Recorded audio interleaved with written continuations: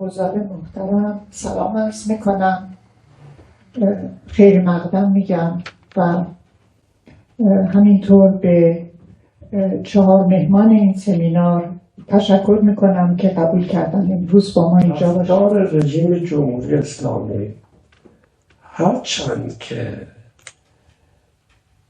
قابل تصور بود ولی آدم نمیخواد باور کنه که رژیم با این درجه از سفاکیت، با این بیرحمی، با این وحشیگری به جوانان کشورمون، جوانان معترض کشورمون بپردازن. این بستگی به ترامپ داره و اون دوربریاش. آیا یک جنگ محدود خواهد کرد؟ آیا یک جنگ گسترده خواهد کرد؟ آیا با بخشی از رژیم خواهد ساخت و مقابل بخش دیگری از رژیم؟ هیچ کدومش در اینجا واقعا نمیشه راجبش قضاوت کرد. آنچه که من فکر میکنم با وجود همه این مجهولات، آنچه که ما باید در فکرش باشیم این است که زندگی ادامه دارد در کشور. بعضیا میگن این جمعیت همه طرفداران ایشون نیستن، ممکنم هست درست باشه.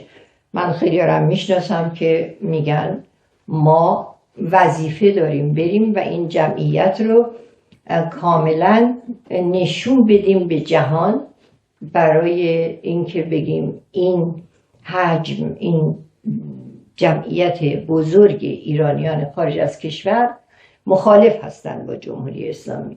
این قابل قبوله، قابل توجهه. ولی یک موضوع دیگری که من نمیتونم از گفتنش خودداری کنم اینه که تا قبل از این اتفاق، تا قبل از این که ما فقط یک نام رو در اجتماعات درون ایران بشنویم، هر گروه، فقط جمهوری خواهان نه، هر یک از دستجاتی که اپوزیسیون حکومت جمهوری اسلامی بوده و هستند نتونستن چند تا فیگور قابل قبول برای مردم ایران معرفی کنن به نحوی که اونها به این فیگورها بتونن اعتماد به تدریج مصری بشه و تشکل‌های محلی که کم جان شده بودن دوباره جان بگیرن و ترکیب بسیار موزونی که این جمعیت، من دیشب توی رستوران دیدم، هم به لحاظ سنی هم به لحاظ جنسی، بسیار ترکیب موزونی از هر سه نسل 57، نسل جنبش سبز و نسل جنبش مهسا حضور دارند در این انجمن و این بتواند در شهرهای دیگه تکرار بشه تا ما نهایتاً بتوانیم اتحادیه انجمنهای جمهوری خواهان رو در سراسر جهان تشکیل بدیم و اون خلایی رو که خانم کار به درستی مورد انتقاد قرار دادن شاید بتونیم برطرف بکنیم و یک صدای واحد جمهوری خواهی رو حداقل در خارج از کشور داشته باشیم. تجاربی که ما از طریق بالا انجام دادیم ناکام موند.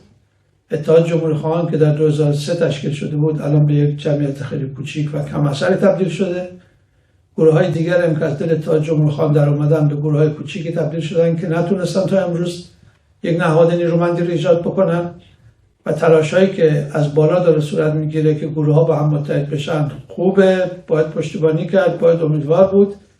ولی به نظر میاد که اگر این سیستم انجمنها از پایین شکل بگیرن و خودشون نمایندگاشون انتخاب کنن تا برسیم به حالا اسم کنفدراسیون میخوایم بذاریم، اتحادیه سراسری میخوایم بذاریم، جایی که نمایندگان منتخب انجمنها بتوانند تصمیمات سراسری بگیرن. همون چیزایی دیگه که هست، یعنی مجموعه این اعتراضایی که روز به روز جمع شد هیچگاه هم هیچ پاسخی نگرفت و روز به روز هم ما میبینیم که در واقع هم نوع اعتراضات شدیدتر میشه. یعنی شما مقایسه بکنید با جنبش سبز تا به امروز، جنبش سبزی که بحثش این بود رأی منکوب تا به امروز، و ما امروز با یک جنبش روبرو هستیم که برای نخستین بار در واقع مسئله تغییر رژیم رو در دستور کار خودش قرار داد. یعنی بسیار هدف بلند پروازانه، نه اینکه بلند پروازانه از این جهت نه اینکه درست نیست، یعنی از جهت نیرویی که داشت، از جهت امکانهایی که داشت. خب بخش حالا بعد تو بحث بعدی شاید صحبت بشه کرد و اون به اصطلاح امیدایی که از خارج داده شد و نوع تبلیغی که از خارج شد، برجت یکی از بلند پروازانه ترین خواستها تو این جنبش در شد.